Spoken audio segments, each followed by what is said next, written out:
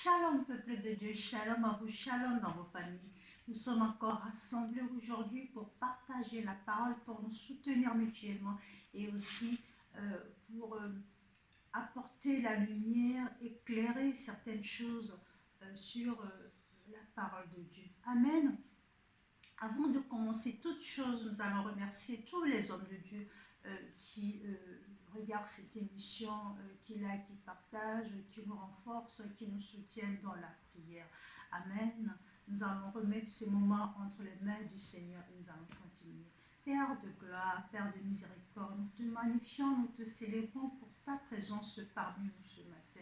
Oui, Père, parce que toi, tu nous as aimés le premier. Nous te remercions infiniment.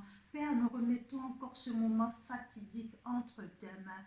Viens contrôler, prends le contrôle de tout ce que nous allons faire. Prends le contrôle de ma bouche, de mon être tout entier, Père. Cependant que ce ne soit pas ma volonté, mais ta volonté qui se fasse, afin que le monde entier connaisse la vérité, cette vérité qui libère. En ton saint et glorieux nom, nous avons prié. Amen. Avant de commencer, bien-aimés, j'aimerais vous informer encore, j'ai fait une vidéo qui circule, mais j'aimerais encore vous informer qu'à partir du 6 octobre, alléluia, à partir du 6 octobre, il y aura une émission spéciale pour les femmes intitulée L'univers des femmes sur la chaîne LNTV. L'univers des femmes sur la chaîne LNTV. Cela va commencer à partir de 21h. Donc, mesdames, amenez vos amis, vos tantes, vos soeurs, toute la famille. N'hésitez pas à vous connecter sur la chaîne. Et vous pouvez aussi amener les hommes, les maris, vous êtes les bienvenus. Je profite de cette occasion pour remercier infiniment le pasteur Afolabi Bart, qui est le responsable de cette chaîne et qui nous a laissé ses locaux pour pouvoir partager la parole. C'est un homme de Dieu formidable qui fait un travail, une œuvre formidable pour le Seigneur. Qu'il soit richement béni. Amen. Si vous voulez soutenir ces œuvres, l'œuvre de Dieu a besoin de soutenance. N'hésitez pas, vous pouvez nous appeler sur la page. Il y a le numéro sur la page Facebook, la page YouTube, et n'hésitez pas à soutenir. Amen. Donc, nous allons continuer aujourd'hui la série sur le zèle de ta maison me dévore. Alléluia, le zèle de ta maison me dévore. Il y en a qui vont dire, mais ça fait un moment qu'elle a commencé. Oui, mais nous sommes bientôt à la fin. Nous prenons du temps pour cette série parce que c'est une série qui demande beaucoup d'approfondissement. Alléluia, ce n'est pas volontaire que je prends du temps, mais ça demande approfondissement. Et je pars selon l'esprit, donc n'hésitez pas à prendre des notes, à poser des questions éventuellement s'il y a des zones d'ombre. Alléluia. Donc, aujourd'hui, nous allons continuer. La dernière fois, nous avons commencé le passage de 2 Rois 5, versets 1 à 27, qui parle de Naaman, la lèpre de Naaman. Donc, nous allons encore continuer aujourd'hui, parce que dans la même histoire, il y a aussi Géasi qui a contracté cette même lèpre. Alléluia. Donc, nous allons continuer. Et la prochaine fois, ce sera la dernière fois, nous allons faire de fortes et violentes prières. Alléluia, pour chasser cette maladie de lèpre.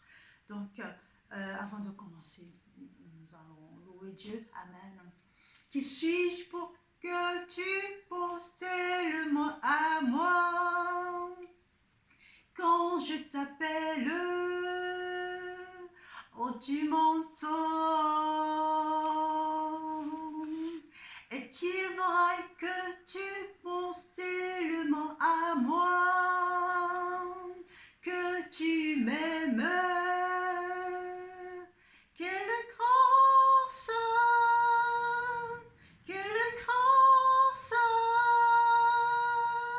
Oh, je suis l'ami de Dieu, je suis l'ami de Dieu, je suis l'ami de Dieu. Il m'a choisi. Oh, tu es l'ami de Dieu. Tu es l'ami de Dieu.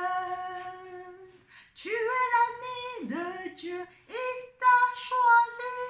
Alléluia. Oui, Dieu m'a choisi, Dieu t'a choisi, Dieu nous a choisi pour porter sa parole, pour porter au monde l'évangile. Amen.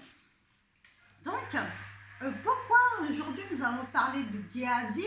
Parce que aujourd'hui nous allons voir qu'il y a deux sortes de manières pour contracter la lèpre. Amen. La lèpre est d'origine spirituelle, bien sûr, mais nous verrons avec cette histoire que la lèpre se contracte par désobéissance. Lorsque nous désobéissons à Dieu, lorsque nous adorons d'autres dieux, lorsque nous tombons dans l'idolâtrie, ça fait que automatiquement nous contractons cette lèpre. Alléluia. Mais comment s'en débarrasser?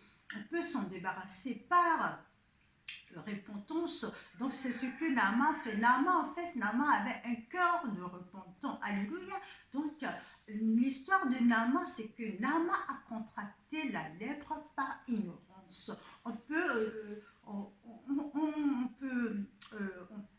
avoir la lèpre par désobéissance, mais on peut aussi l'avoir par ignorance. Naaman a contracté la lèpre par ignorance, par insouciance aussi. Pourquoi? Parce qu'il ne connaissait pas le Dieu d'Israël. Amen. La Bible nous dit dès le départ que Naaman, il était le chef d'armée du roi de Syrie. Et donc, ce roi de Syrie, lorsqu'il sortait, il allait dans ses guerres et tout ça, ce roi, il adorait le dieu Rimmon, qui est une divinité. Et Naaman se retrouvait contraint d'adorer ces dieux avec qui il ne connaissait pas, il ne savait pas qu'il y avait un Dieu qui est plus fort que tout ça. Donc, la Bible ne nous dit pas quand est-ce que Naaman a contracté la lèpre et combien de temps ça a duré. Mais la Bible nous dit juste que lorsque Naaman a rencontré Élisée, sa vie a changé. Qu'est-ce qui s'est passé? Je vais juste vous rappeler l'histoire parce qu'il se peut qu'il y en a qui nous regardent qui n'ont pas la Bible. Ok? Donc, le roi d'Israël a envoyé quelqu'un le roi de Syrie a envoyé quelqu'un au roi d'Israël pour pouvoir prendre en charge la pathologie, la lèpre de Naaman. Okay? Lorsque Naaman est arrivé devant la porte de la maison d'Élisée, Élisée a envoyé quelqu'un pour lui dire « Va te laver cette fois dans le fleuve Jourdain ». Naaman, il était perturbé, il s'est dit, mais attendez, cet homme de Dieu, il n'est même pas venu me voir, il ne m'a même pas imposé les mains, c'est un petit peu ce qui se passe de nos jours, on rabâche, on impose les mains, sois guéri, on fait du show, et là, il n'y a pas eu de spectacle du tout. Élisée, en tant que bon prophète, était dans sa chambre, était chez lui, et Dieu l'avait visité, Dieu lui avait parlé à l'avance de Naaman, donc Élisée a juste donné l'ordre, va lui dire qu'il aille se laver dans le fleuve Jourdain. Amen. Et c'est là que Naaman était convaincu que ce monsieur, cet homme, ce prophète a un Dieu. Et moi, je veux ce Dieu. Donc là, il a abandonné ses dieux. Il a confessé de sa propre bouche qu'il adorait d'autres dieux. Et là, il a pris la résolution de les abandonner et de pouvoir adorer le Dieu d'Israël, le Dieu vivant, le Dieu du miracle qui a pu le guérir. Donc, pourquoi Élisée a agi comme ça? Élisée, avec la puissance du Saint-Esprit, a vu le cœur de repentant de Naaman. C'est pour ça qu'il a agi comme ça. Et c'est le cœur de repentant, la force, la pureté du cœur de repentant de Naaman qui l'a sauvé. Amen. Donc, on peut contracter la lèpre. La lèpre, c'est d'origine, c'est la désobéissance. On le contracte par désobéissance. Et on peut s'en débarrasser par la repentance. Alléluia. Maintenant, nous allons voir le cas de Géasi. Il est rigolo ce Géasi. Géasi, en fait, c'est le serviteur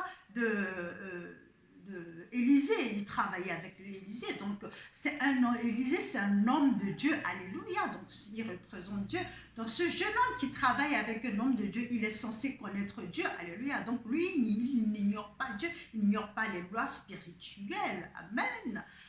Donc, Géasi, qu'est-ce qui s'est passé? Géasi, lorsque Naaman partait, Naaman a proposé quelques biens à Élisée. Élisée n'a pas voulu, de peur de ne pas contracter cette maladie. Mais qu'est-ce que Géasi a fait? Géasi est passé l'outre outre les ordres de son maître Élisée, et est allé au-devant de Naaman pour prendre quelques talents et quelques habits. Qu'est-ce qui s'est passé? Naaman, Élisée, l'homme de Dieu, l'a frappé. Alléluia. Quand un homme de Dieu te punit, quand un homme de Dieu te maudit, ce n'est pas lui-même, c'est Dieu. Bon, ça dépend des circonstances et ça dépend de quel homme de Dieu c'est. Je m'entends bien, entendons-nous bien. Ici, il s'agit d'un vrai homme de Dieu, un homme de Dieu avec la puissance de Dieu. Donc, c'est Dieu qui a puni Géasi. Alléluia. Et il a frappé violemment. Dans ce cas-là, quand Dieu te frappe de lèpre, c'est à vie. L'histoire de Géasi, c'est aussi un petit peu comme l'histoire de Osias qu'on a vu au début. Osias aussi, il s'est donné le culot de pouvoir aller allumer des parfums sur l'autel, alors que cet acte est juste consacré aux sacrificateurs. À l'époque, il n'y avait que les sacrificateurs qui avaient le droit de poser cet acte. Alléluia. Et c'est Dieu qui l'a frappé. Lorsque Dieu te frappe de lèpre, c'est parce que tu as été égoïste, c'est parce que tu as usé de convoitise, parce que tu es un escroc, parce que ton cœur est sale, ton cœur n'est pas pur. Là, c'est une lèpre qui ne se guérit pas. Tu meurs avec... Osias était mort avec sa lèpre, et Géasi, pareil. La Bible nous dit que Géasi a été frappé de mort à vie. Alléluia. La Bible nous dit que quand l'homme de Dieu Élisée l'a frappé, c'est-à-dire que la lèpre est tombée sur lui un petit peu comme la neige, il était couvert de la tête aux pieds, et ça jusqu'à la fin de sa vie. Alléluia. Donc ce que nous devons comprendre ici, c'est qu'il y a deux sortes de lèpre. Il y a la lèpre que tu contractes par ignorance, par insouciance, mais que tu peux t'en débarrasser en revenant au Père, en te repentant sincèrement. Dieu peut te guérir. Et la lèpre que Dieu lui-même t'envoie pour te punir. C'est quand Dieu t'envoie pour te punir que c'est fatal. Là, tu ne peux plus rien faire. Amen. Donc là, admettons que Naaman avait aussi un cœur dur qui ne se repentait pas. Il n'allait pas se débarrasser. Il n'allait pas pouvoir se débarrasser. C'est parce que Naaman avait un cœur sincère, un cœur de repentant qu'il a pu se débarrasser. Alléluia. Nous allons fermer les yeux pour rester, nous allons prier. Pour ceux qui ne comprennent pas ces passages, ces messages, n'hésitez pas à m'inboxer comme vous avez l'habitude de le faire. N'hésitez pas, Dieu vous bénit en retour. Amen. Mon âme te bénit. Oh, mon âme te bénit. Mon âme te bénit, car je sais que tu es là. Mon âme te bénit, oh, mon âme te bénit. Mon âme te bénit, car je sais que tu es là. Alors, nous allons faire deux sortes de prières. Pour ceux qui ont contracté, qui se rendent compte qu'ils ont cette lèpre par ignorance, par insouciance, à un moment de leur vie, ils se sont adonnés à certaines pratiques qui font que là, ils sont éloignés de la face du Père. C'est parce que vous avez une lèpre spirituelle que vous ignorez. Vous allez mettre les mains sur la tête, nous allons prier. Et par la suite, nous allons prier pour ceux qui ont été frappés violemment, ceux qui ont été frappés par la lèpre. Pourquoi? Comment savoir que c'est Dieu qui t'a frappé?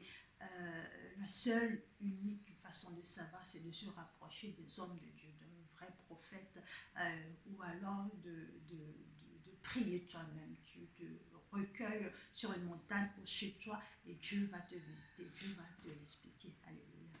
Père éternel, Dieu de gloire, Dieu de miséricorde, nous te remercions pour ta parole, cette parole qui est vie. Alléluia. Il est écrit dans ta parole, vous connaîtrez la vérité vous affranchira. Amen. Père, nous sommes conscients aujourd'hui que la vérité a éclaté au grand jour et que nous ne sommes plus des ignorants. Gloire à toi.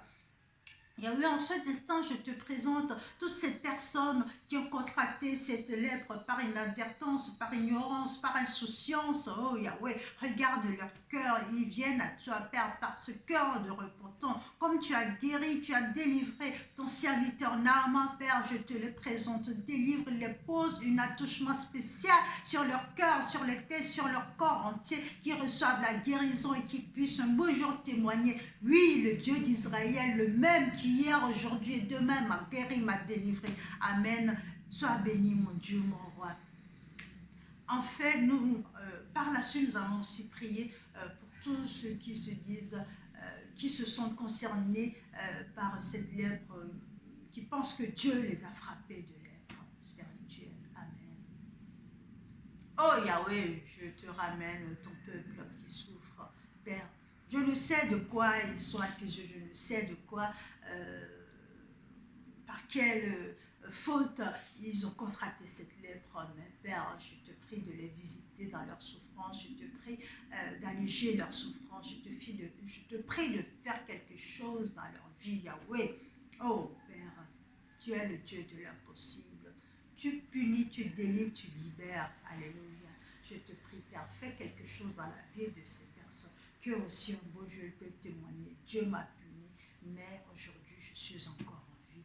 Demeure infiniment béni, mon Dieu. Je te loue, je te bénis, je te magnifie. Amen. Demeure béni, bien-aimé. N'oublie pas, tu as un Dieu qui t'aime, garde le sourire. Et n'oubliez pas, mesdames, le 6 octobre, nous avons rendez-vous sur la chaîne LNTV pour parler à propos des femmes sur l'émission L'univers des femmes.